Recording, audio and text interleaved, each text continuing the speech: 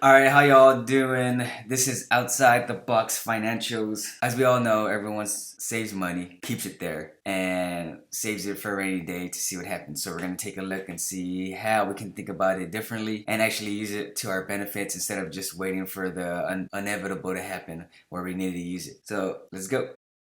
Alright, so of course we all have a job. We all get a job. We all go around putting applications in and so on. But majority of us have a job. And at this job, we all earn a paycheck. And as we get that paycheck, we utilize it for different things in life. But majority of the time, right, the job has you fill out this form, or not really fill out this form, but well, for where I work, the job has us do direct deposit. But if you get a job, sometimes they'll still give you actual checks, hence paycheck. But you will also need one of these, right? And then this place requires you to have direct deposit in order for you not to pay any maintenance fees, which is kind of shady that they do that to try to collect some more money, but whatever they want to do. So from this bank, or from the bank you get, and some banks are differently, you got online banks and so on, they give you a little bit more benefits. But direct deposit, so you go from your job, paycheck, to depositing it in the bank. From there, it'll go to either your checkings or savings, but it'll go to your checkings first, and then you might move it to your savings, or you might have automatic distributions to your savings, or however you save it. But majority of the time, all of us have savings. And then from that savings, the bank, since they use your money to invest that money for themselves, right? They give you a measly 0.01%, and they're able to lend that money you have in your savings at its 10-to-1 ratio. For every dollar you put in there, they're allowed to lend up to $10. That is their reserve requirement. And typically it changes depending on what happens with the economy and so on. Like it dropped down a little bit, especially when the 2007-2008 housing crisis happened, where the banks had to hold a little bit more reserves into their banks, but now that's kind of letting up. And from this, we got a couple of things that we probably typically have, which is a credit card and auto loans. Typical credit cards, depending on your credit rating, but let's say 24%. And for auto loan, let's just say 7%. So you're telling me that they'll give you 0.01%, give or take, for you to keep the money in their savings, so that way they can lend up to 10 times the amount you have in there. And then they charge you from that same bank, right? Because you might have a credit card from the same bank like I do, and they'll charge up to 24% and 7% on an auto loan, which you might get from the same bank, which is crazy. Moving on. So this is what happens when you start saving and need to use your savings for emergencies. Right here, we got you deposit. Okay, you deposit, no emergencies coming up. You deposit again, no emergencies, deposit again. Good to go. Bam. You need that for emergencies. Now you go back down to zero. So now what do you got to do? Save up again. So this is the hamster wheel you'll stay in as you save money up and you need it. Now, some of us have more issues come up than others, but this is the typical thing you'll see is you'll save up and bam, you use it for a rainy day. Bam, save up, rainy day. Okay? Moving on. What can we do to utilize our savings even better and just not put it in the bank, save it, and just earn that 0.01%? Well, let's see. There's more than this, but I put down about 3 to 4 tools that could help you with your savings, and instead of your savings be put into better vehicles to actually earn you some interest, be available for you, and actually help us keep compounding where the money doesn't actually just disappear. Alright, so we got stocks and crypto. Stocks and crypto, they're not the same, but I have them on here because there's two things that they offer. But first of all, we're gonna go into why I chose stocks and crypto as one of them. So you put some money in, put some money in to invest, put some money in to invest, put some money in to invest. You borrow from it, but you don't want to borrow everything. And yes, you can borrow from your stocks and crypto. Your bank just has to offer that, or your brokerage, or whoever, and then you can borrow some of that money. And then right here, basically it's growing in value, and eventually it's exponential because as it compounds, it builds on itself, builds on itself, builds on itself, builds on itself, builds on itself, and then it grows.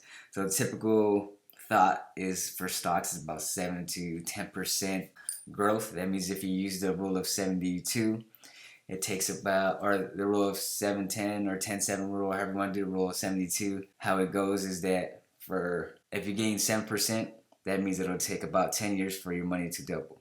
So if you have 1,000, it'll be in 7 years it'll be 2,000, in another 7 years it'll be 4,000, in another 7 years it'll be 8,000, and so on. So you see how it can grow exponentially, right?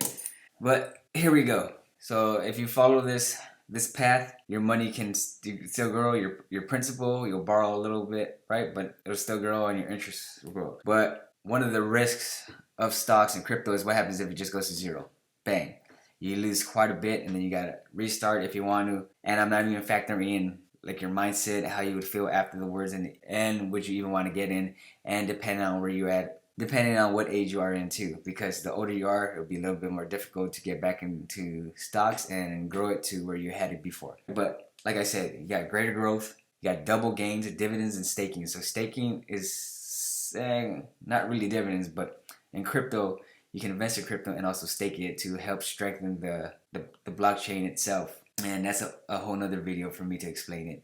And dividends for stocks is that the company takes some of its profits and gives it to its shareholders to basically entice y'all to stay in, right? Because they can use it for either giving it to you, help you entice you to stay in, or they can use it for something else like building the business. Then you got long and short term, so you can go long the stock and go short the stock. Again, that's another video for the shorts. Yes, you gotta be aware of crashes because like you see, the stock price dropped. If the stock price drops or the crypto market drops or whatever it is, you could lose your whole savings and all the interest you earn. But there's also, like in stocks, I've seen it, right? And one of the brokerages I have, they offer it, is that they'll offer you some interest for your unused margin or your unused funds that you're not actually utilizing to trade. And there's also stock lending, which means that if you're long a stock and there's others that want to short, they can borrow from you and you can earn a little bit of money on that. All right, moving on. So credit cards. Right, I got credit cards on here. So if you can see here, credit cards basically give you an initial influx of, I wouldn't say cash, but of credit to spend. So when you apply for your bank and you get, say you're approved for a $10,000 credit card, that line is immediately open and you can spend up to that $10,000 immediately. So how we got it here is you start off, let's say you start off with $10,000, you borrow to pay your expenses and so on. Your available credit goes down and now you're holding the balance. Then you pay into it, push it back up, you pay it off on time, and you get all your full credit is opened up again. Then you do the same, and you just keep on going. And that's right. One thing good about this too is it improves your credit score. And then if you see over there's ones that go a little bit down lower, right? The two red arrows that are pointing down. That means if you understand your due date and statement date, you can technically push when you gotta pay, so that way you get 0% interest about 60 days. Again, that's another video, but I just want to show you all how it looks with utilizing a credit card. And putting savings into a credit card is good because again, you're getting benefits out of it. That's what I'm saying. Using your savings to gain benefits, using other tools and planning things out rather than leaving it just in savings. We're just earning 0.01%, right? And then you see that line on top, you also get rewards. So a lot of people don't like to use it. I got a lot of soldiers that I work with and so on. They don't like to put money on credit cards because they heard about debt and they want to stay away with debt. But for instance, if your credit card is giving 2% rewards, that is basically a 2% discount you get from everything you buy. And if used correctly, you can even use that for your investments or other things that you want. But that's what that line for is. You get, right, if you pull your expenses and stuff through it, then you get a fairly steady rewards gain. And of course, yeah, there's those other cards that provide like 5%, depending on what category you choose. Like I think it's the Chase Freedom card. You can choose between different categories per quarters or something similar like that. But credit cards have a lot of benefits too. But so, of course, you get rewards. Protections, what I'm talking about protections is that, for instance, say your credit card number gets stolen and somebody uses it, you can get your money right away. Or they'll open that credit right away. No harm, no foul, and then they do their thing on the back end. With a debit card, if you don't catch it within 2 days, it becomes a little bit more difficult for you to get that money back. So protect yourself with a credit card. It's more convenient, offers more protections, and there's benefits. Benefits like, for instance, for rental cars. If you get a rental car off of a credit card, some of them offer free insurance. It also offers extended warranty. Also offers, right, you can get into those lounges inside the airport, right, and so nice and cool up in there. And another thing on credit cards, if it's brand new, you can actually make some money because there's those things where if you pay $3,000, you got 3 months, and if you put $3,000 on it, you can get like $150 or some amount of funds or sky miles or so on. So that's, right, can easily be achievable, especially if you put your expenses through this credit card. And then, like I said, it builds credit. So the more credit you build, the favorable interest rates you get. So all in all, credit cards are win-win. But the only thing that scares people about credit cards is because the credit that's open immediately, and they spend it for discretionary stuff instead of using it for their benefit or to their advantage. Next one, whole life policy, which is my bread and butter, which I love. Once I found out about this, I love how much benefits this gives and what it does. All right, so what do I like? You invest, right? Not invest. You put money in, you paying the premiums, right? Put money in, put them in. This is a whole life policy, and then you borrow. So of course it goes down, but you only can borrow for the whole life policy. I only can borrow up to 75%. So it doesn't go fully down. They keep some in reserve, and this is for another video also too. But what it does is that it's like to protect the policy from lapsing also. So what the insurance company is life insurance company does, you don't even have to ask them, but they try to work with you where they can keep the policy in place without it collapsing, right? So that way it can stay for the long haul. And this is how it goes throughout the course of your life. This is how you use it. This is how I use it. And I put my paycheck up in here. Well, I put my paycheck through the credit card. And I utilize the funds for some expenses or like investments and so on to help grow up. But what's good about the whole life policy is that it also collects interest. So as you can see, it's not as great as if you invested in stocks, but it is fairly pretty safe. Like the company I'm in has been around for 141 years. It's been around during the Civil War, World War I, World War II.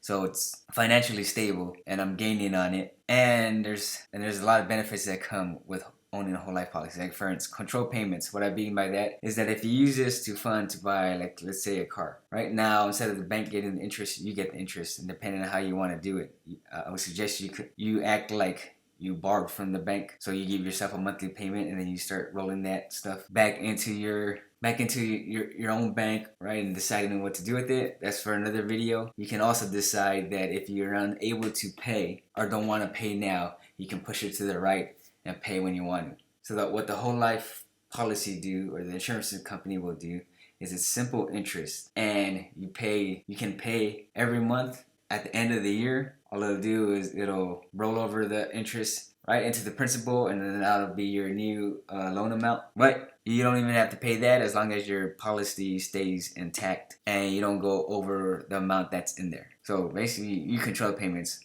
Whereas with the bank, if you got a bank loan, you have to pay it, or they'll ripple your car or right foreclose your house or whatever you have that you're borrowing from them. So we got uninterrupted compound interest, because when you borrow from here, that money does not disappear. They're borrowing from the insurance company itself, and they're using your life insurance policy as collateral. So that money stays in your cash value. You borrow from it, and if you do not pay any collapse policy, right, they'll just minus it from your cash value and give you what the net amount is. All right, then you got simple borrowing. What I mean by that is that it's simple interest. So it's not compounded daily, right, monthly. It's compounded every year. Same thing with the gain from the insurance company. So it's compounded every year. You already know off the top of your head, easy, what your borrowing cost is going to be. And they send you a cool letter saying blah blah blah online, and you can check on everything online. So for like my whole life policy, they offer it's about 4.75% interest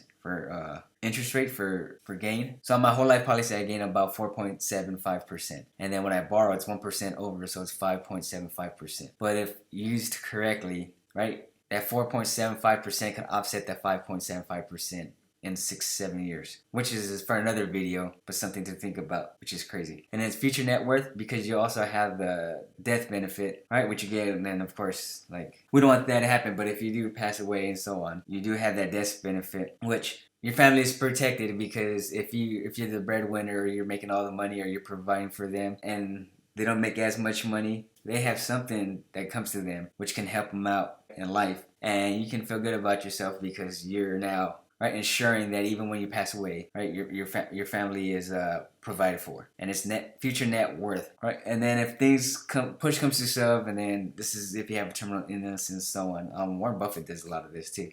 You can do what's called a life settlement, meaning that you can, if you need the money now, you can sell your life insurance policy to determine if it's viable to actually buy that life settlement. Investors will come in and so on, and then buy it from you. So there's a whole lot of benefits with this.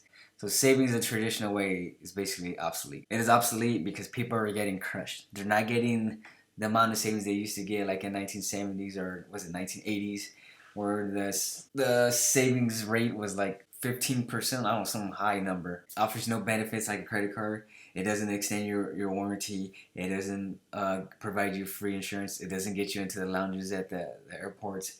It doesn't do price match. It doesn't do what else does it do? And doesn't do like stocks or life insurance where you can get growth while borrowing, leaving that growth in there, and while letting your principal keep growing, borrowing from it, but all it is collateral, so it's like you never even touch the money. All right, so there's a whole bunch of benefits with that. It doesn't give you an exponential amount in the future for your net worth or provide a lot for your family for protection. We need to use outside the box thinking to figure out ways to get out of this hamster wheel we're in. We're just going in circles and circles and circles. So understanding debt and how to use it. Debt is not bad. It just depends on how you use it and how we think about it. The reason I think they're saying debt is bad, don't get into it, because this is how you have exponential growth. And the U.S. is built on debt and utilizes debt.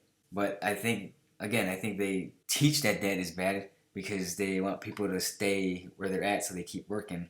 Because you work, pay off debt. Work, pay off debt. Work, pay off debt. Work, pay off debt. Want to buy some discretionary stuff? Get into more debt. So you got to stay in your job, work harder so you can climb the ladder to pay more debt off, so you can discretionary spend, and so on. Let's not do that. Let's get out of that, and I'm here to help. So we are using stocks, crypto, etc., which will exponentially increase your money. And definitely, you got to use this wisely, right? Stocks and crypto are very risky, just like the Forex and so on. And I do not want you all to get into this stuff and then all of a sudden have your money disappear because the wrong things were done when investing in these different types of vehicles. All right, we got credit cards, which will provide immediate available cash, which is great if used wisely. I use my credit card, and I'm able to keep a balance on there, pay 0%, and even earn some cash off their rewards. And there's other strategies you can do to actually strategies you can do so that way the credit card is actually paying you instead of you having to pay the credit card. All right, and then we got whole life, which provides a steady, safe increase in wealth through uninterrupted compound interest and future net worth, which is, dare I say, very sexy. Right now, right, we started off with the job, and now we're thinking differently. We're not gonna use just the bank and savings, get that measly 0.01% while the bank's getting 24% off a credit card, 7% off auto loan, probably another 7% off your mortgage because interest rates are high, and whatever else you got up with there. Of course, you're gonna need a bank for direct deposit, right? Like my job requires a bank, right? But from there, you're gonna pull it out, and if you have a balance on your credit card right now, you're gonna pay into that credit card, what you can. So what I'm saying is for the credit card, what you want to pay, you don't want to pay all your money to it if you need that money. Like if other places, like your rent and so on, just requires like actual cash, right? Like you can't pay with your credit card. So whatever you can put on a credit card that you can pay your expenses, then put on that credit card. And like my life insurance policy, my whole life, my insurance company allows me to pay with a credit card but up to $5,000, which is great. Okay. And then from that credit card, you pay into the life insurance. And from the life insurance, you get into stocks, crypto, Forex, so on to increase your, right? Or you can real estate and stuff but I'm not in real estate right now, so that's why I don't put that. Might talk about it in the future if I start buying it. I know a little bit about it, but I'm not putting it on here because I want to show you what I'm actually doing and how I can help you from what I'm actually doing, which is common things that I have. And of course, why did I put the mind on here? Because without your mindset, if you don't understand this or you don't have a good mindset and you mess up anywhere up in here, you can collapse the whole system and then your financial structure breaks down and then you're going to have a ton of issues. And I don't want that for y'all. So this is how you rethink utilizing your savings and use it for your benefits. Thank y'all for joining me. See y'all later. Have a good one. Bye.